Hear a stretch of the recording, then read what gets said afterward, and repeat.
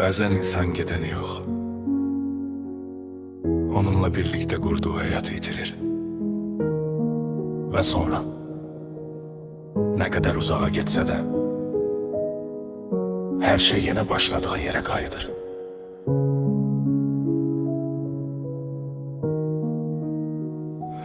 Bir vaxt geleceğin şeklini çekirdim, her hayalımın yanında seni görürdüm.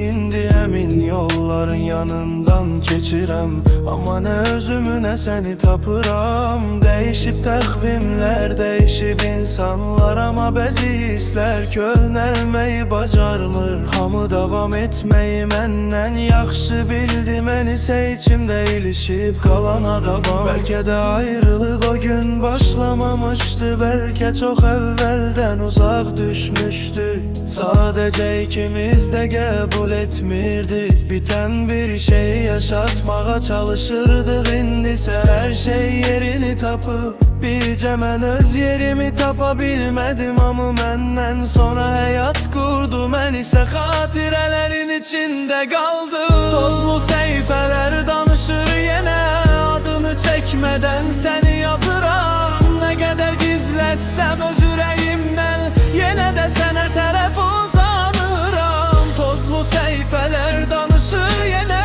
biten hikayeni yaşadıram. Bazen unuttum diye düşünürem, sonra bir misrada seni tapıram. Ben geceleri çoktan saymıram artık, saatların ne dediğim maraqlı değil. Çünkü zaman beni qabaqlasa da ürəyim ələmin fəsildədir. Ne kadar insan geldi hayatımın içine, hiçbiri senin boşluğunu doldurmadı. Ben bunu sevgiden çok başa düştüm. Bazı yerler sadece boş kalmalıdı, yadımdadır en adi söhbetlerimiz. Belə indi böyük hatire kimi görünür, o vaxt değerini bilmediğim anlar bugün içimde ömürlük yaşayır. Kaş insan geri dönebileydi birce defa, bir neçe geli olsa belə, sadece bəzi sözleri demək üçün.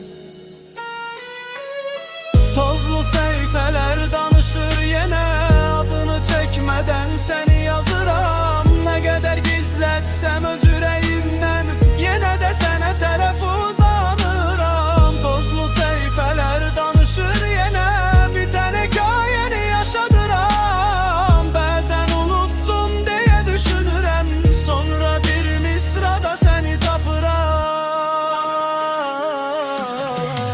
İller keçecek, belki bu mahnı da unutulacak, ama bazı insanlar var, onlar getdikdən sonra belə içimizde yaşamağa davam edirlər.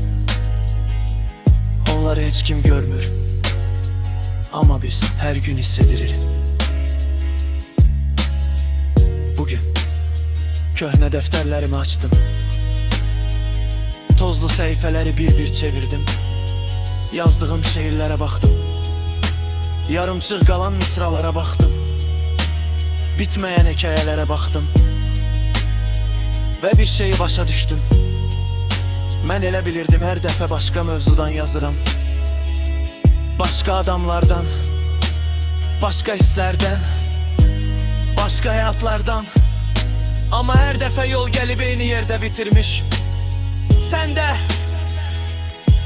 bazen bir sözün içinde, bazen bir misranın sonunda, bazen ise hiç adını çekmeden, indiye kadar yazdığım mahnılar, yazdığım şiirler, geceler beni oyadan bütün fikirler, hamısı bir şekilde sana dokunup, belki de insan unuttuğunu düşündüğü şeyi hiç vaxt unutmur.